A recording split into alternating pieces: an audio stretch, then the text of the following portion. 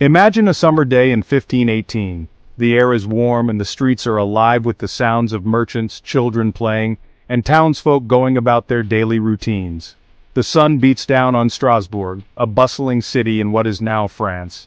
The market square is filled with vibrant colors and the aroma of fresh bread and spices. Life seems normal, but something strange is brewing. Whispers of unease ripple through the crowd and a sense of foreboding hangs in the air.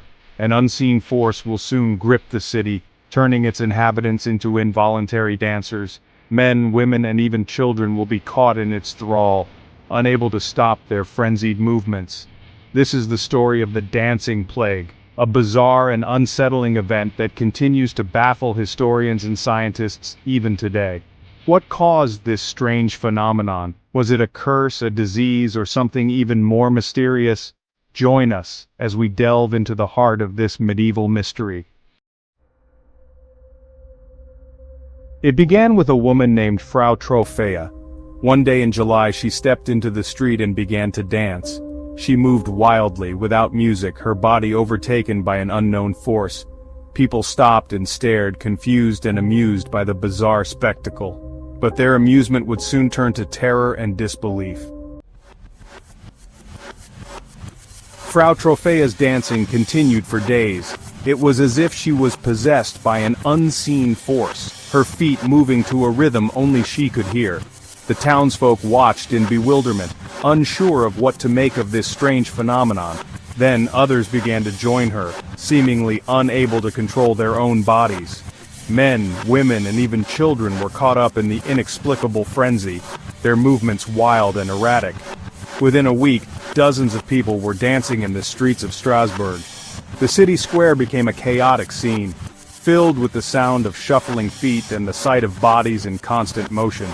The dancing was relentless. It continued day and night, with no sign of stopping.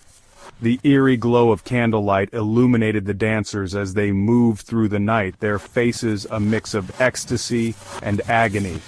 Those afflicted barely stopped to eat or sleep. Their bodies grew weary, but they seemed powerless to stop the compulsive movements. The townsfolk began to fear for their lives. Exhaustion set in, but the dancing did not cease. Faces grew pale, and eyes became hollow, yet the dance continued, driven by an unknown force.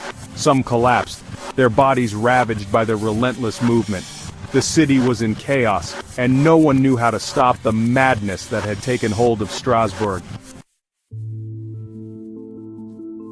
The authorities, baffled by the situation, turned to various explanations.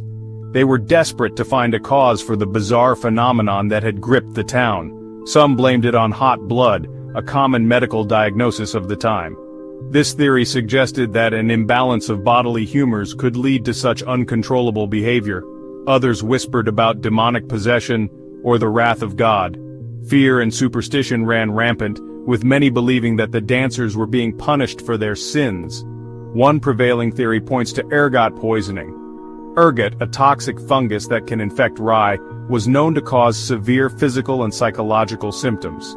Ergot, a fungus that can grow on rye bread, can cause hallucinations and convulsions. Those affected might have experienced vivid visions and uncontrollable movements, leading to the mass hysteria. Whatever the cause, the dancing plague eventually subsided, leaving behind a trail of unanswered questions. The town slowly returned to normal, but the memory of the strange events lingered. The mystery of what caused the people of Strasbourg to dance remains unsolved to this day. Historians and scientists continue to debate the true cause, but the enigma endures, a haunting reminder of the fragility of the human mind.